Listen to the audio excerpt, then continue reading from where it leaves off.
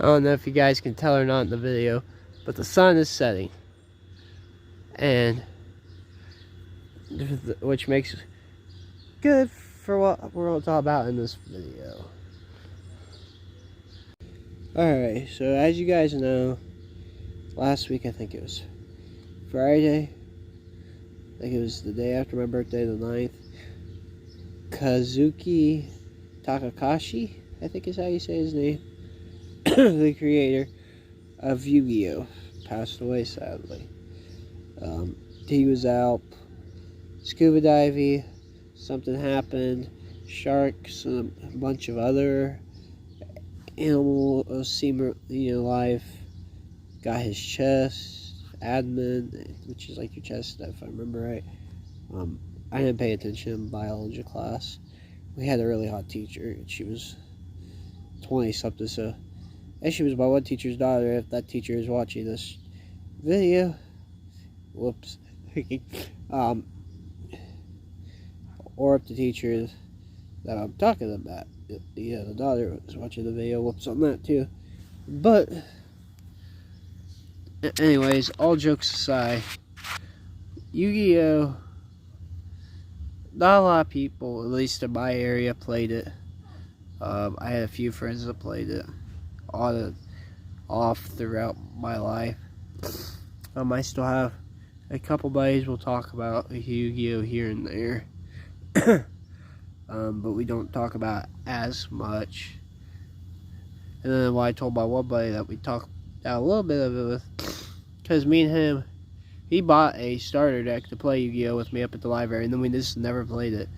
We got into where we were just collecting the cards and chilling because of the rules. He bought a deck that had link summoning in it, and link summonings makes no sense. The same with pendulums. I grew up with fusions and synchros. That's as far as I'll go. I mean, yeah, so there's that. But I told him the day it happened, he goes, "Are you serious?" It's like, "Yeah." And I told him how he died. He goes, "No way." Yeah. We talked about it for like an hour. It's crazy. You don't think about the person until after they're gone. I don't know why, but the tree looks really good behind me. Hey, X, come here for a minute. But like I said, sorry, I keep getting distracted because of the tree behind me. It looks so good on the camera. But, Yu-Gi-Oh has always had a special place in my heart.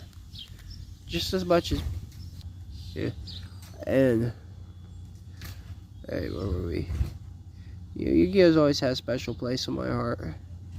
I know I keep talking about it a lot in a bunch of videos, but I want a special video out for the 1 week anniversary of his death. Yeah. I didn't get to meet him personally. I've never met any of them because I've never had money to go to cons or go to Japan, stuff like that. I've always wanted to go visit Japan. But the way the world is right now, no, it's not going to happen. Probably never in my lifetime, and I'm okay with that. I've accepted it. But I do want to say thank you to him for creating an awesome show and world, and being there not from the initial startup, because I was born a few years later, but to see it go from Battle City to virtual reality, like actual, going into like a full-on virtual reality place, to I haven't watched much of Sevens to whatever Sevens is. I think I've only watched like part of the first episode of Sevens. It's nuts. I can't believe it. I can't wait to see what they do now with him being gone, because you never know what's going to happen there. And Pokemon, I don't play the card game, never have. I've had a few cards, mainly energy cards. From where my grandparents would get cards, like they buy tens of cards at like garage sales and stuff, and it'd be a mix of Yu-Gi-Oh, Magic, you know, stuff. But I'm more of a Pokemon game person. My first handheld console that I remember having and playing that was my own was a Game Boy. It was a see-through Game Boy. The shell, you know, was see-through, and it had Pokemon Yellow in it. And I'm really pissed about that because I had it, went to school one day, and it magically disappeared forever. I was constantly on that thing playing it. So I don't know what my parents did with it.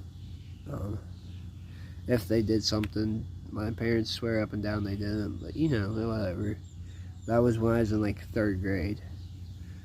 You know, that was the era of the DSi. I was playing on a dang Game Boy. But Yu-Gi-Oh has been about a lot to me. It never really, like, I never was really a trouble when I found the game. I just loved the art. The art is what attracted me to it. You know, you'd have some cards that look like something out of Pokemon. You'd have that unique Yu-Gi-Oh style, and you'd have something that looked like something out of Magic. It's just, if he drew like a lot of those cards, he's a very talented artist.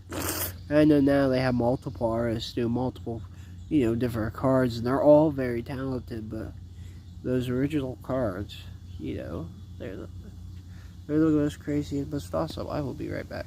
And it sucks now. You know, we just lost one of the, you know, an artist of a generation, and a dude that's created something for so many people, and no one's going to experience, you know, nobody's going to be able to experience the way that the people did with him alive. I mean, you know, nobody's definitely going to be able, you know, you can't experience like you could when it first came out, but I am seriously thinking about digitally buying the manga, because I never read the manga for the game, and not the game, yeah, not the game, but the series, and reading it. Of course, it'll be the English version, because I can't read Japanese. I had a friend that tried to teach me Japanese. He's one of the guys that got me back into Yu-Gi-Oh, but I don't hang out with him anymore. Anyways, that's gonna be it for this video, guys. Like, comment, share, subscribe, turn on post notifications. Go follow me on Instagram, Smokey Presents YT. Go follow me on Twitter at Smokey. And the little @ thing is SmokeyP2003, I do believe. I am gonna have just about, I don't know, 30 seconds of the Yu-Gi-Oh song, the original theme song, well, the American version, at the end of this video, just as a remembrance to him, and thank you. Peace.